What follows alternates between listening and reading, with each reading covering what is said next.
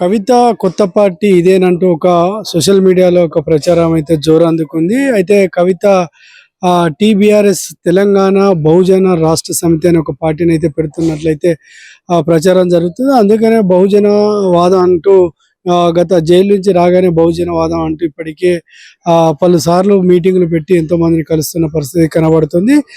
మొన్న రాసిన కేసీఆర్ లేఖలో అయితే తను రాసిన లేఖ అయితే దీనికోసం అని చెప్తున్న పరిస్థితి కనబడుతుంది. తను కొత్త పార్టీలో పెడుతున్నట్లయితే ప్రచారం అయితే జోరుగా జరుగుతుంది. తనకు ఆ బీఆర్ఎస్ పార్టీలో ప్రాధాన్యత దక్కడం లేదు. కేసీఆర్ దేవుడే కానీ కేసీఆర్ చుట్టుపక్కల ఉన్న వాళ్ళు దయ్యాలంటూ ఒక 6 లేఖల పేజీ అయితే కేసీఆర్కు రాయడం అయితే జరిగింది.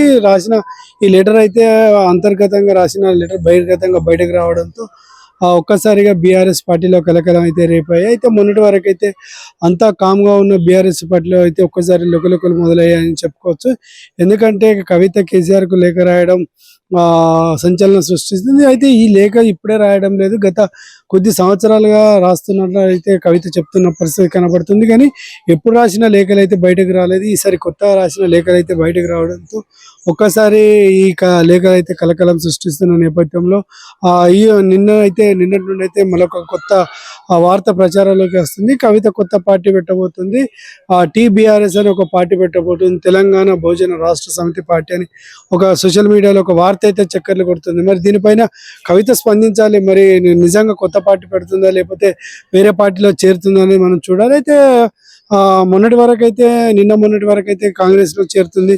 కాంగ్రెస్ లోని తెలంగాణ అధ్యక్షురాలు ఆమె అంటూ కూడా ఒక వార్త సోషల్ మీడియాలో వైరల్ గా మారిన నేపథ్యంలో ఇప్పుడైతే కొత్తగా ఒక కొత్త పార్టీ పెడుతున్నట్లయితే సమాచారం. అయితే గతంలో కూడా వైఎస్ షర్మిల కూడా మనం వైఎస్ జగన్తో పాటు కొద్ది రోజులుగా సొంత అన్నతో పాటు పార్టీలో పనిచేసిన వైఎస్ షర్మిల తదనంతరం ఆస్తి తగాదాల నేపథ్యంలో షర్మిల కొత్త వైఎస్ఆర్టీపీ అని ఒక కొత్త పార్టీ పెట్టి కొద్ది రోజులుగా తెలంగాణ రాష్ట్ర వ్యాప్తంగా తను పాదయాత్ర చేపట్టిన నేపథ్యంలో తను కూడా కొద్ది రోజులుగా పార్టీని పెట్టి ఎంతో మంది బలోపేతం చేసిన పరిస్థితి నేపథ్యంలో లాస్ట్ ఎన్నికల్లో అయితే మనం 2024 ఎన్నికల్లో చూసుకున్నట్లయితే తను కొత్త పార్టీ నుంచి బయటకు వచ్చి మళ్ళీ తెలంగాణ కాంగ్రెస్ పార్టీలో చేరినట్లయితే మనకు తెలిసింది. కాంగ్రెస్ పార్టీలో చేరిక తర్వాత ఏపీ అధ్యక్షురాలుగా ఉన్నాయి. అట్లా కవిత కూడా చేస్తుందా అనేది అయితే ఒక జరుగుతుంది. పార్టీలో సముచిత స్థానం కల్పించడం లేదు,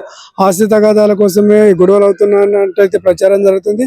కేటీఆర్కు మంచి స్థానం ఇవ్వడంతో కవితను కేసీఆర్ దగ్గరికి తీయడం లేదని ఒక విషయంలో అయితే గొడవ జరుగుతున్నట్లయితే తెలుస్తుంది. అయితే కేసీఆర్ దేవుడే కానీ కేసీఆర్ చుట్టూ ఉన్న దయ్యాలు అంటూ వర్ణించడం కూడా దీనిపైన కేటీఆర్ కూడా స్పందిస్తూ దేవుడు ఎవరు దయ్యాలు ఎవరు అంటూ మాట్లాడిన పరిస్థితి మనం కూడా చూసుకోవచ్చు. దీనిపైన ప్రెస్ మీట్ పెట్టారు. ఇదంతా చూసుకున్నట్టయితే గత కొద్ది రోజులుగా పార్టీలో లుకలుకలు అయితే జరుగుతున్నాయి. ఏది ఏమైనప్పటికీ కవిత బయటకు వచ్చే అవకాశాలు ఎక్కువ కనిపిస్తున్నట్లయితే మనకు తెలుస్తుంది. అయితే కొత్తగా పార్టీ పెట్టి ఆ పార్టీని బలోపేతం చేసి రానున్న ఎన్నికల్లో పూర్తి స్థాయిలో తెలంగాణలో పోటీకి నిలబడే అవకాశం ఉంటుందా, మరి ఎలా ఉంటుంది, ఎవరితోడైనా కొత్త పొత్తు కూడే అవకాశం ఉంటుంది, ఇవన్నీ మనం చూసుకోవచ్చు. అయితే ఏది ఏమైనప్పటికీ ఈ లేఖపైన కవిత స్పందించాలి.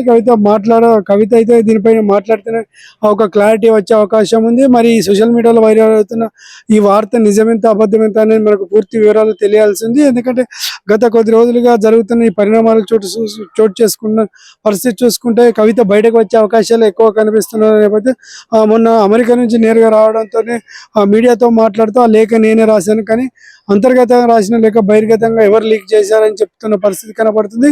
మరి ఇదంతా చూసుకుంటే కవిత కొత్త పార్టీ పెట్టే ఆలోచన ఉంటుందా, మరి వేరే పార్టీలో చేరే అవకాశం అంటిముట్టనట్టు అయితే పలు మార్లు కేసీఆర్కు కవిత విన్నవించుకున్నట్లయితే తెలుస్తుంది. పార్టీలో సముచిత స్థానంగా కల్పించాలని మాట్లాడిన పరిస్థితి కూడా కావచ్చు. అలాగే కేసీఆర్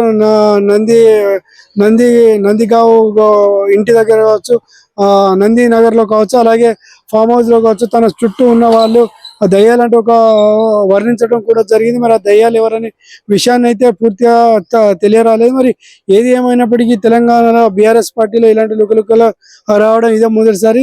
గత 25 సంవత్సరాల్లో ఎప్పుడు కూడా లేని ఈ ఇట్లాంటి విషయాలు కొత్తగా తెలంగాణలో కలకలం సృష్టిస్తున్నాయని చెప్పుకోవచ్చు. ఎందుకంటే మొన్న జరిగిన ఏప్రిల్ 27 తారీఖు జరిగిన రజతోత్సవ వేడుకల్లో కవిత కవిత జైలుకి వెళ్ళిన విషయం పైన కేసీఆర్ మాట్లాడకూడదు. అలా బీజేపీని కేసీఆర్ అయితే ఎలాంటి బీజేపీపై మాట్లాడకపోవడం, ఇవన్నీ చూసుకున్నట్లయితే ఎంబడే తర్వాత 2 వారాలకే కవిత కేసీఆర్ కు లేఖ రాయడం, ఇవన్నీ చూసుకున్నట్లయితే ఖచ్చితంగా కవిత బయటకు వచ్చే అవకాశమే ఎక్కువ కనిపిస్తుంది.